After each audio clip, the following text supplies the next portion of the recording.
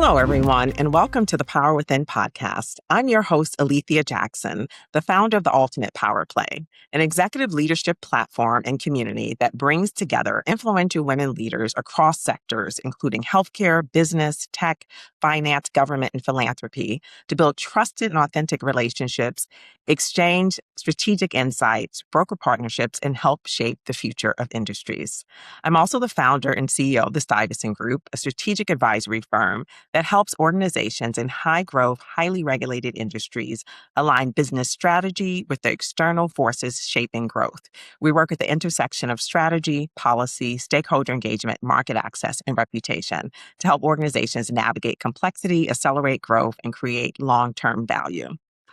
I launched the Ultimate Power Play after spending years as a Fortune 25 C-suite executive, recognizing the need for a different kind of leadership platform, one where accomplished women could connect authentically across sectors, share insights, and challenge one another's thinking and collaborate on opportunities and build meaningful relationships.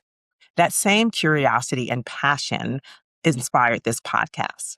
At The Power Within, we explore the concept of power. It's something that has always fascinated me.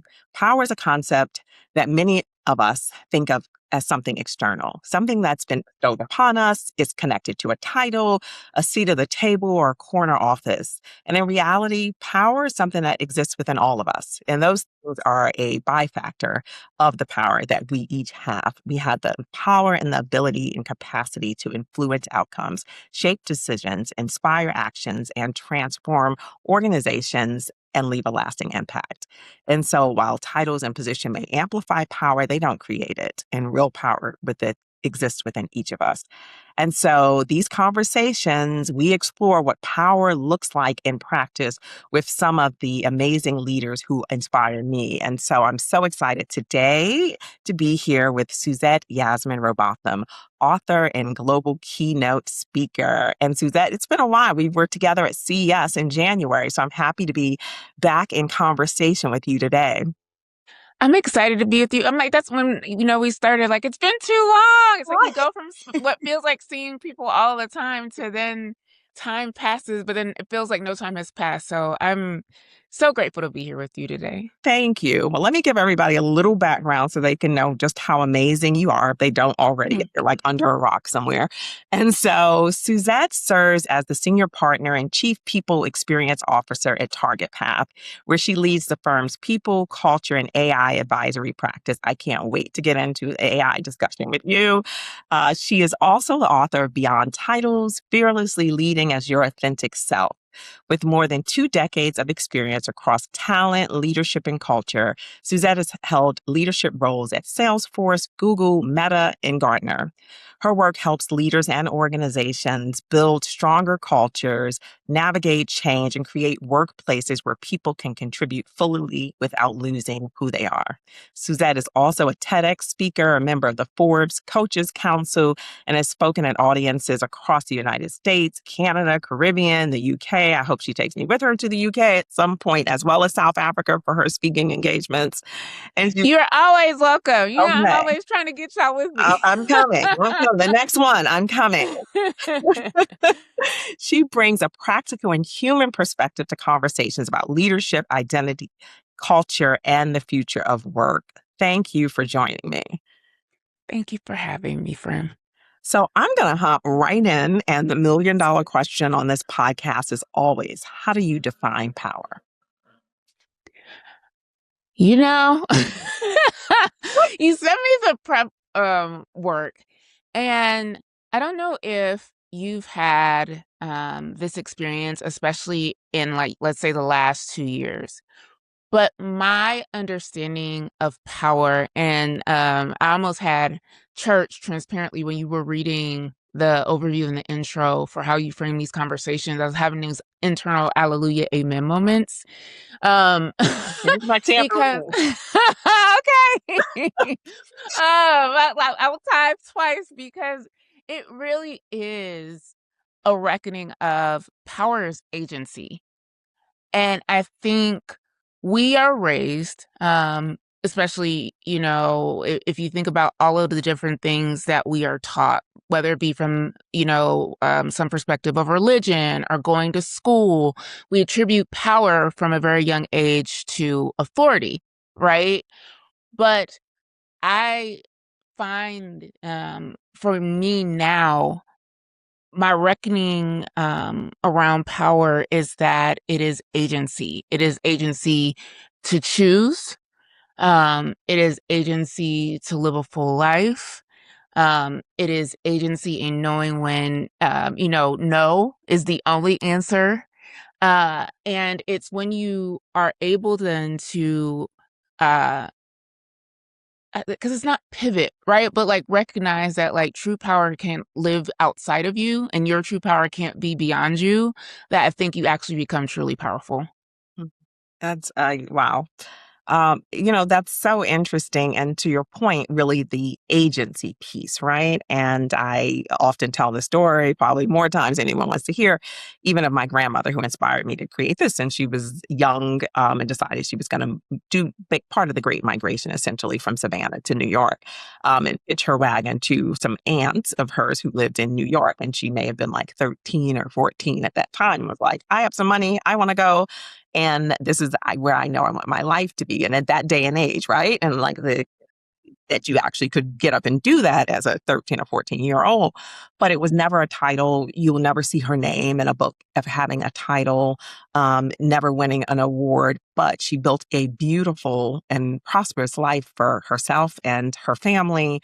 And it was a matter of someone knowing within themselves, right? Sort of bullying themselves to say, I have the ability to change something and I'm going to exercise that. And so, and we all have that. And sometimes we get stuck and either want to be tapped on the shoulder or given a role or given authority to leverage and utilize that power that we each possess within ourselves. Absolutely. Right. And I don't want to be, because someone would be like, Suzette is on that like third eye, mystical, magical, right? And like, well, what about power in companies or jobs or organizations, right?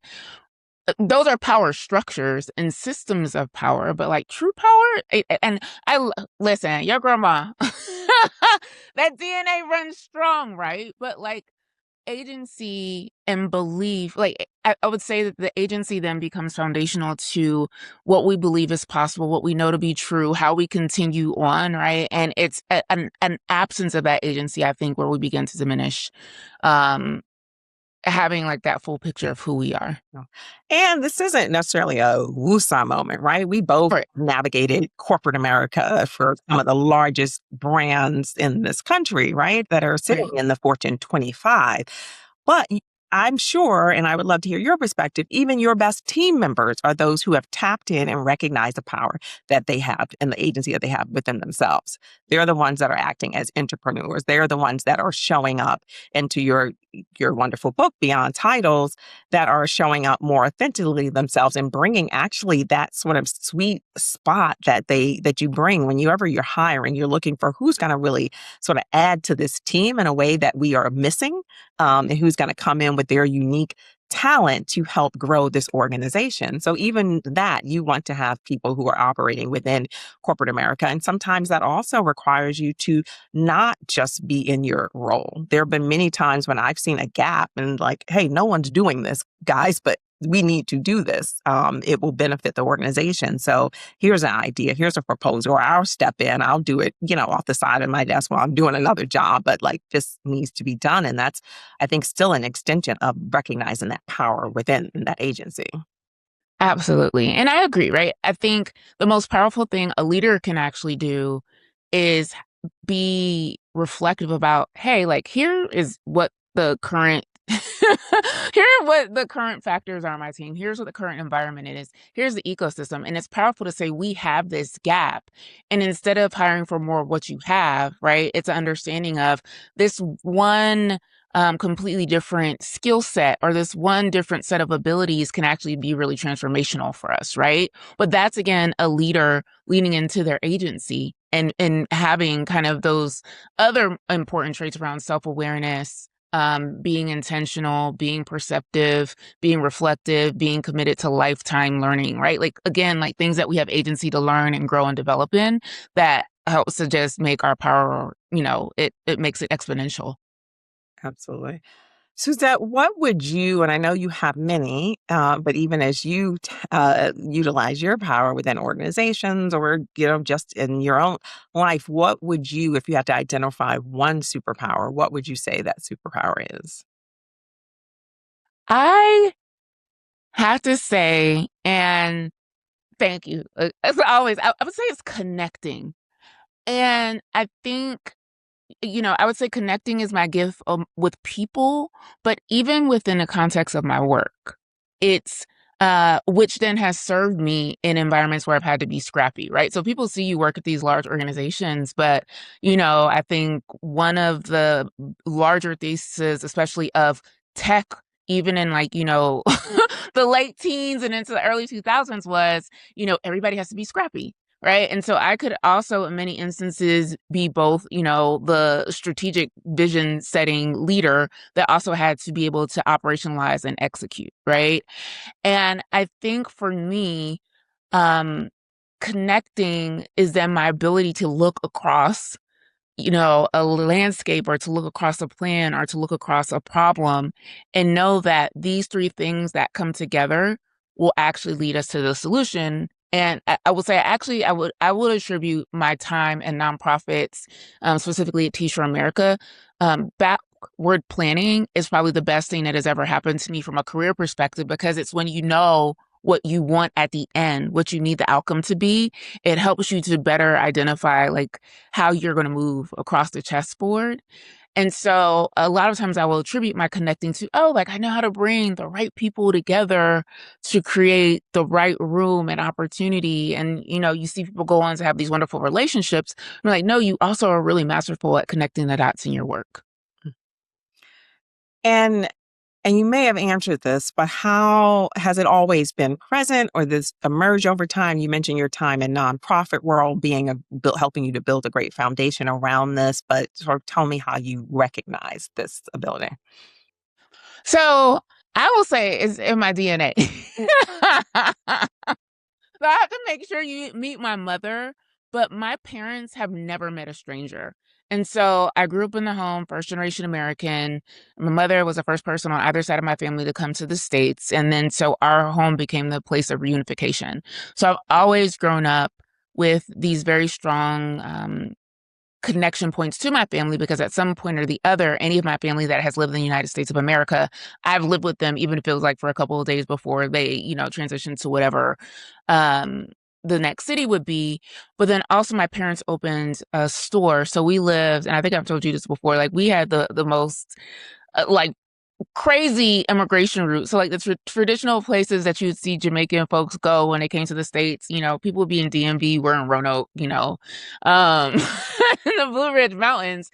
But even there, my parents, we had a store and they managed to find really strong community. And so you would find like all of the folks of Caribbean, heritage would end up someplace in the store and they became our community.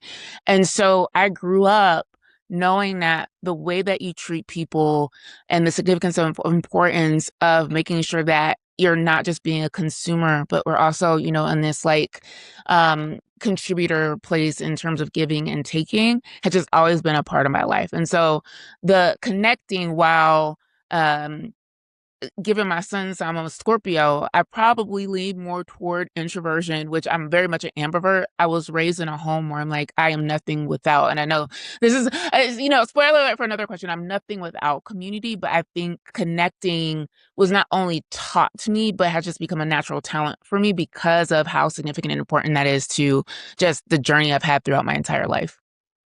So I don't think I knew you were a Scorpio. We're both Scorpios. Yes, November Scorpio at that. So I'm a late October Scorpio. the best. Yeah, there we go. Yes.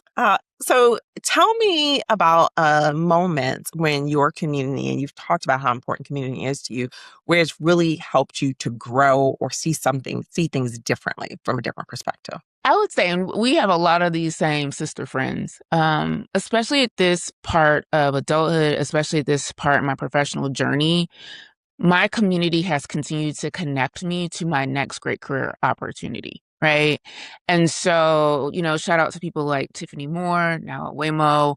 Yeah, right. I mean, so I met Tiffany when I was at Google like years ago, and connected to a dream that she had for CES to include, right, an inclusion track, right? So how do we create a space where we're actually celebrating all that an inclusive environment, inclusive industry means for folks?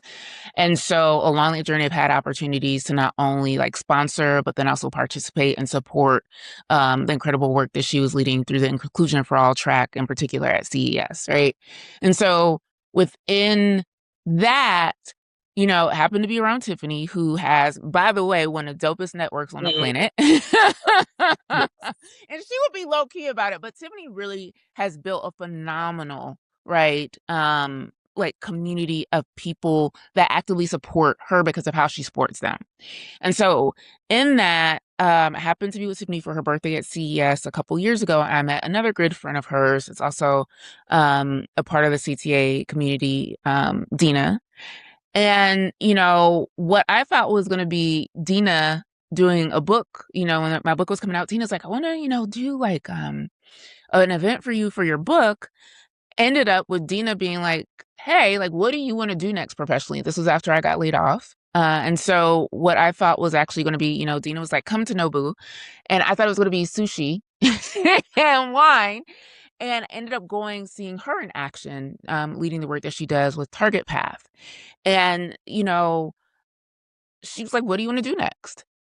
And, I was like, I have another role in me. Like, I want to get back to an organization. I thrive in teams. I am an entrepreneur. I still have more I want to learn. And that one response was, she's like, well, let's figure out how we work together. Okay. And so, right. And I know that that is on the strength of Dina, because I don't have the traditional, maybe consultant background, and like for what Target Path does. So we are an incredible business accelerator that helps organizations really realize what it is they need from a strategic lens to be the next version of themselves, or to grow, to scale, etc. Right? Like, she saw within me a skill set that the team needed and brought me in. And so I think that had Tiffany not been who she was, and that had she not connected me to an incredible network of folks, I don't know where I would be in terms of right now in my professional journey. And so for me, it very much is um, again, being in community of people that see you and understand your value, and then help you to see yourself. Because the other thing that Dina has helped me do now in this space is, it's very easy for me to be like, well, I've never had to do biz dev, right? But then I've had to look at myself and be like, you recruit. You are a recruiter by virtue of you. So you're constantly selling organizations to people.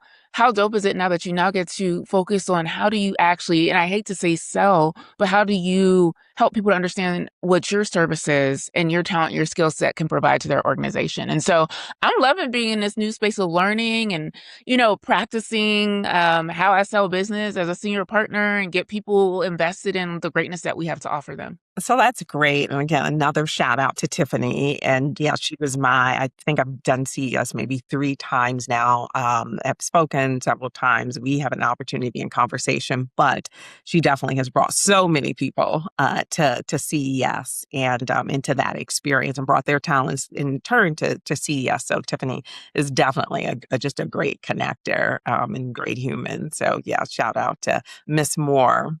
Love her. So, Suzette, as you think about leadership, and you again led through a number of different organizations, you're leading in a different capacity now, but you always seem to be very clear on your purpose. And so, how does clarity in purpose impact your leadership? It makes me make better decisions, right? Because I have the clarity around what my non negotiables are in terms of my career, because I have clarity around no matter what seat I sit in, I am put on this earth to create opportunity and access. Because I'm clear that I'm a constant learner, because I'm clear of what environments no longer serve me. And because I'm now clear on, and this is a new one, that is okay to ask for help. I'm going to be even better, not only for, Target Path now, but for the organizations that we're serving. I'm going to be better to, my network and community in terms of being able to open up doors and creating access. And so that level of clarity allows me to continue to live a very intentional life, and a life that I get to be present for and in flow with, and appreciate a lot differently. And the asking for help, I just want to double Oof. click on that. That is it's such a big one. And Yes. I even worked with a coach and a former leader of mine. And, the advice she said is ask for help. And you don't have to do this all on your own. Actually, the team will appreciate it. Just ask for the help you need. And it's something that I saw that kind of ran through. It was a thread that ran through from the person I'm at the grocery store. Like, you need help with those bags, ma'am? No, I have all three of them. Until like, yes, absolutely. I mean, able to see from the big to the small to the yeah, it's okay to say yes. It's okay to again to ask for that help. And But what's even crazy about it? You and I will ask for help for someone else. So I would willingly be like, hey, can you help her? Or she needs help, or blah, blah, blah needs help. And we will be the very last person that we ask for any support or help for. And I think what I've also appreciated about my new role is that it's teaching me how to ask. But what I've also learned is, again, being in community, right? Both as a contributor, to community and a participant in community, if you've made good, healthy deposits into that community, people will give back in return. And so I think sometimes our fear is that, oh, like if I ask for people to help me, people see and know you. And when people see and know you, they will willingly help. But again, as a product of the relationships and the things that you've done for them. so I want to transition and talk a little bit about your book. When I Yes. love, love, love this book. Thank you. I can't tell you enough. And I read it. I'm like, I know her. Like this is my sister Brent as I read this book. And so in Beyond Titles, you challenge us to think differently about leadership. And you often speak about authenticity as the competitive advantage rather than simply a personal trait. And so I'd love for us to talk a little bit more about that. What is the power in authenticity in leadership today, and where you believe it has become a business imperative rather than just a nice to have? you know, again, it's like, I read the book 2 years ago, and I think and I know you've now heard me talk about this multiple times too. Um,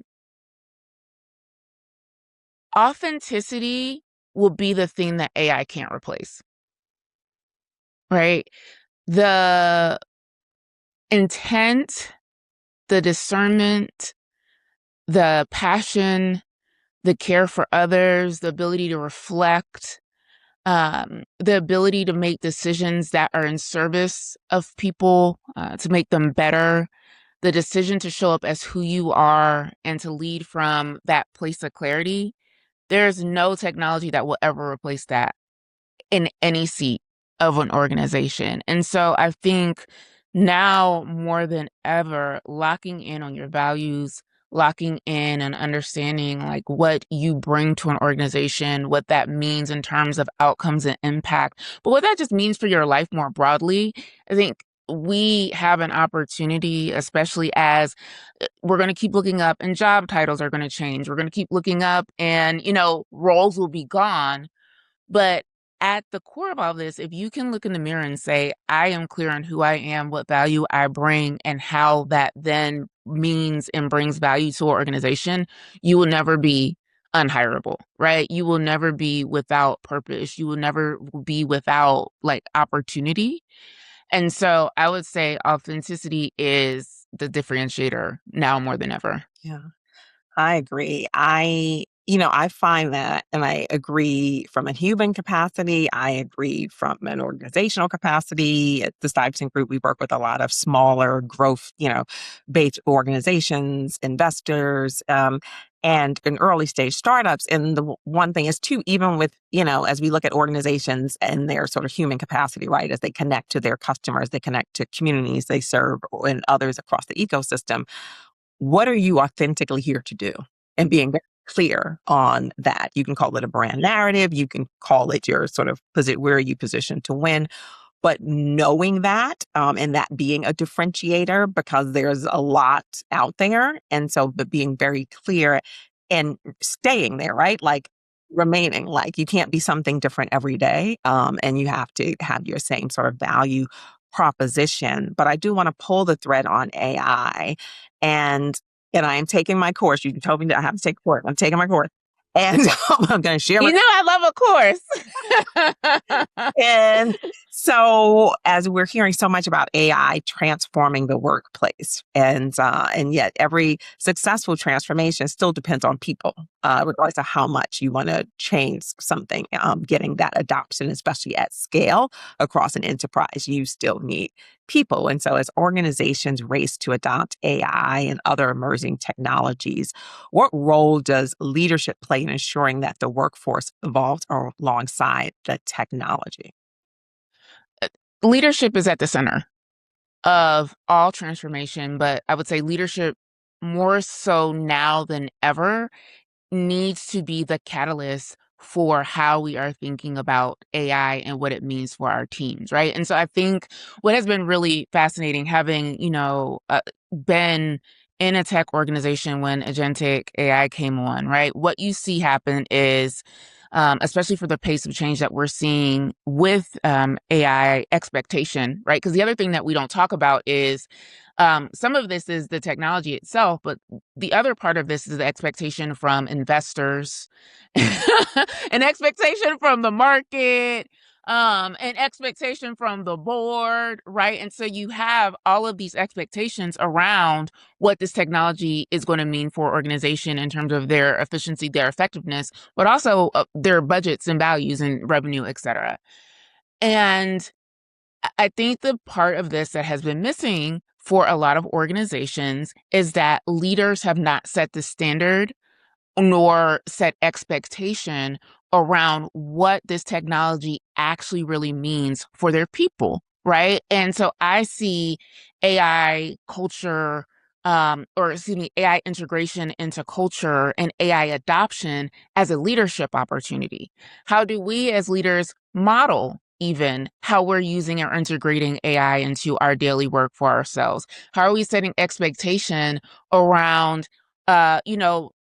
what we expect in terms of product and delivery from our teams and how they're leveraging AI in terms of giving that to us. I think it's funny. I was talking to someone and they're like, well, what if your organization is not using AI? I said, people may not be talking about using AI, but people are using AI, right? And, even at big tech companies, I've had friends tell me, I'll create it in XYZ thing, but then I'll go back and redo it. And it's like, I think your CEO would think that's the best use of your time to be hiding that you use the tools that you all actually created. But again, that's a leadership conversation. How have leaders really set the tone, the standard, the bar, the expectation, and then modeled for their teams where we should be going with AI and AI adoption in our work?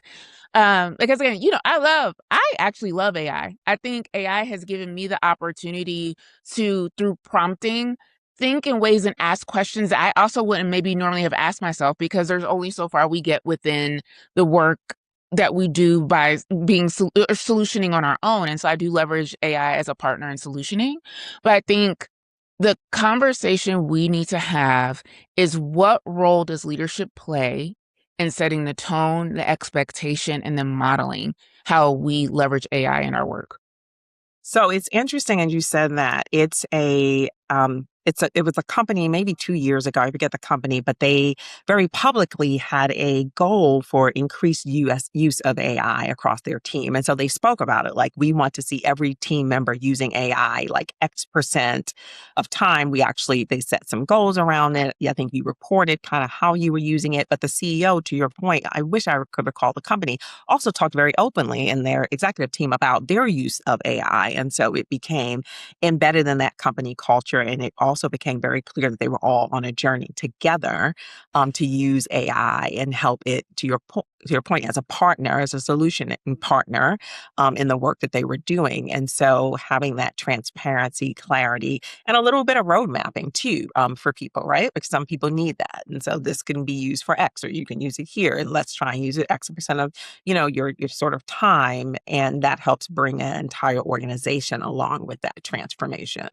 Exactly. And you keep seeing data point to what is consistently happening is this rush to say that you've integrated AI into your organization has reduced accountability that your team members are feeling. So BCG had a study come out earlier this year where, like, once you've put an agent into your org chart, there's been a 44% uptick in mistakes of work that people are turning in, because instead of the conversation that we just had around like leveraging it as a solution partner, checking your work, expectation, people are like, well, you say Rob, the agent, is responsible for editing.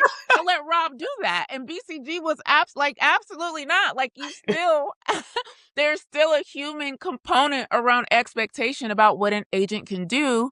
And quite transparently, like, the last couple of weeks, I love a podcast. We hear about ChatGPT went rogue.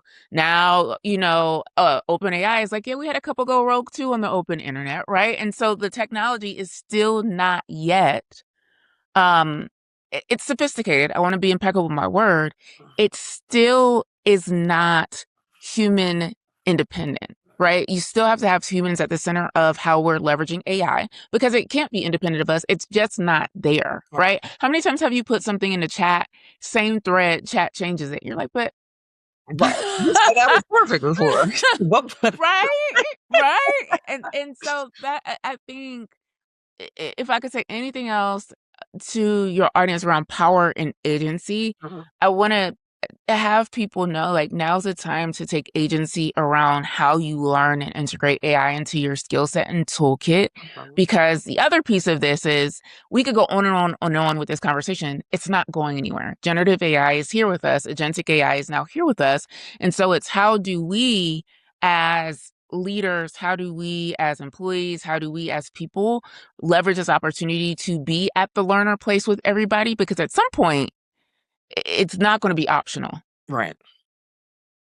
Absolutely.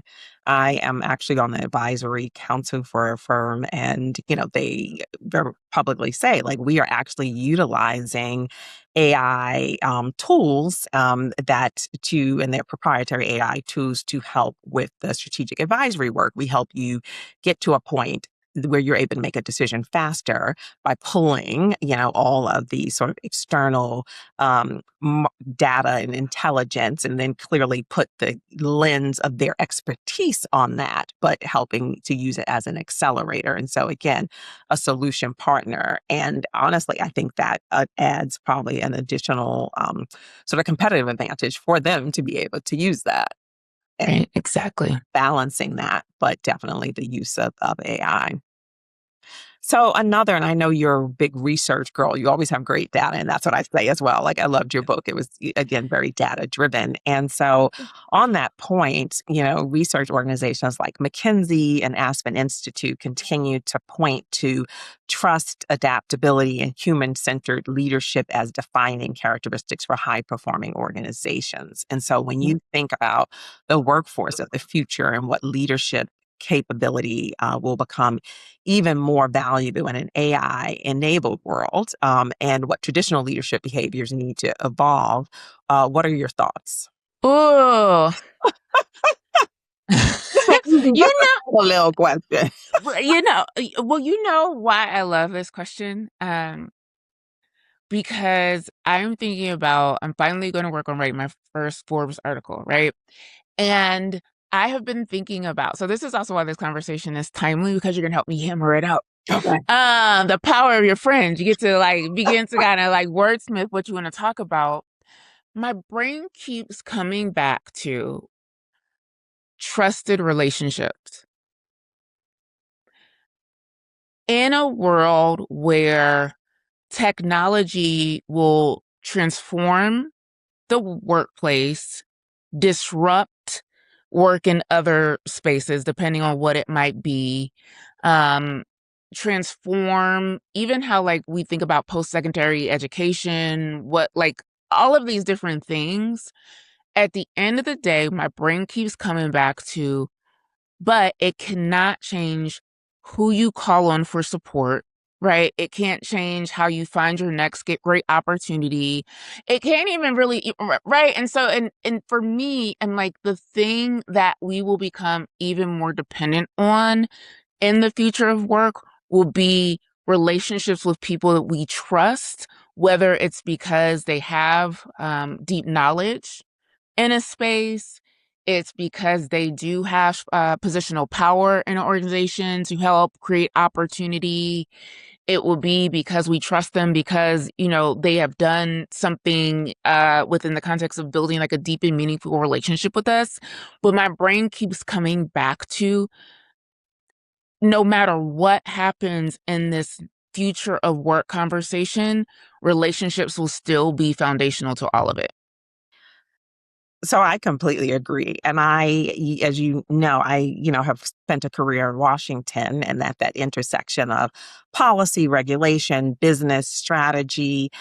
But, and especially in Washington, we are built on relationships. We are built on, people trusting you with what you have shared, trusting you with sharing the right data, with being a trusted partner, and able to deliver on those things that you say you are, and just a person of your word. And it is a town that really runs on that. And that's one of the things I, always pull through into business. And to your point, and I absolutely agree, because that there's nothing can replace that human aspect of it. And people want to work with, they want to do business with, they want to partner with people who they trust and respect.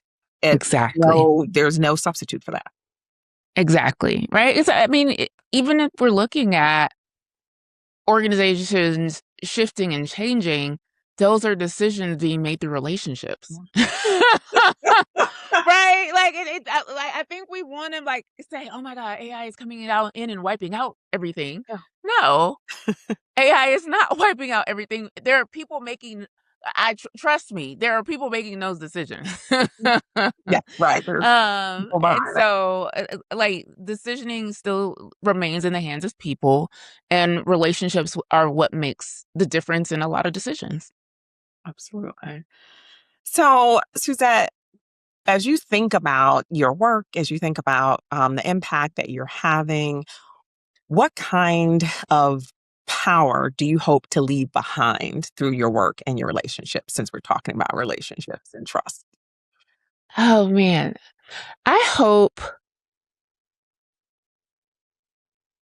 I transform. I know I'm like chipping it off brick by brick, but changing the conversation around authenticity, because I think we've gotten so far away from what it means to allow someone to live an authentic life and have watered it down to very superficial terms and superficial things, appearance, and that one time something happened, but really like creating the conditions where people are free to have the clarity that you and I have around who they are, what makes them happy, what makes them feel like they can thrive, what their values are, and ultimately what they're called to do, right? And I think if I leave this earth and people are able to do that and feel good about it and then lead lives powered by that, um, I've changed the world.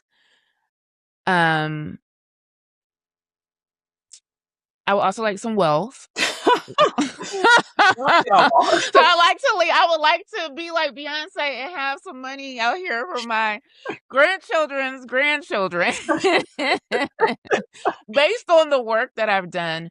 But like and knock on wood, it's not gonna happen. If for some reason the good Lord was like, tomorrow is the day, like I've lived a very purposeful and intentional life, surrounded by incredible and amazing people that have filled my cup, that have hopefully refilled their cups. And so I think living a life that I am excited to have the ability to open my eyes every day and spend time with awesome people like you and do work that I'm inspired by and constantly learning. I've had an incredible life.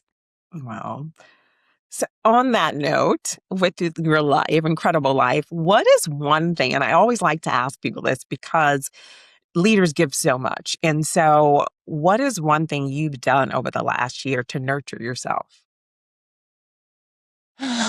I just let myself sleep. Right? Like it, it's so bad. I didn't realize, honestly, I don't know if I told you this. I didn't realize until I got laid off, like just how much and I'll be like, yeah, I go on vacation, I rest. How much I did not rest until I actually had an involuntary, like, some time off. And I was like, oh, wait, like, you don't know what it's not like to just sleep and just to be like in like slumber and ease around it. And so if I wake up on a Sunday and my body says, you're not leaving this bed, as long as I have nothing that is obligating me, uh, beyond I might lose a relationship, I'm not getting up. And so I have literally had the best sleep of my life in the last year. I don't think I've slept this good in my lifetime. Now, sometimes I sleep a little too good. There any such thing as too good? Last week I woke up and I was like, "Oh, it is 10 o'clock." So I don't know if I told I'm a smart home. I usually tell one of my the assistant, like, "Hey, what time to wake me up?" I don't know if I told her to shut up somewhere in like my subconscious, but like I literally know what it feels like to have slept good, and I'm so grateful for that. I love that. Well, Ariana Huffington would love that because sleep is a big thing for her. She thinks of for all of our health, and so your sleep Mhm. hygiene has improved. That is Yes, wonderful. yes. Well, Suzette, thank you so much for being here. Thank you for this conversation. I always love to be in conversation with you. Please tell people where they can find you. Thank you, Miss Jackson. I love you to pieces. www.suzette.com is my home on the internet. I do love connecting with folks on LinkedIn. Usually, if you type in my first name, don't forget the E, Suezzette, Robotham. I usually come up first. If you read the book, please leave a review on Amazon. There are still some free resources there. And then, you know, I feel like everybody can always find us at CES. That's our new Yes. reunion spot, if nothing else. Absolutely, absolutely. Well, I hope that everyone has enjoyed this conversation. Please follow us. You can find this podcast on YouTube, on Apple Podcasts and Spotify, and you can follow us on LinkedIn and Instagram. And Instagram is the Power Play series. And so I hope that you have found inspiration, and I encourage you to continue to tap into the power within and to surround yourself with others who lift you up. Thank you.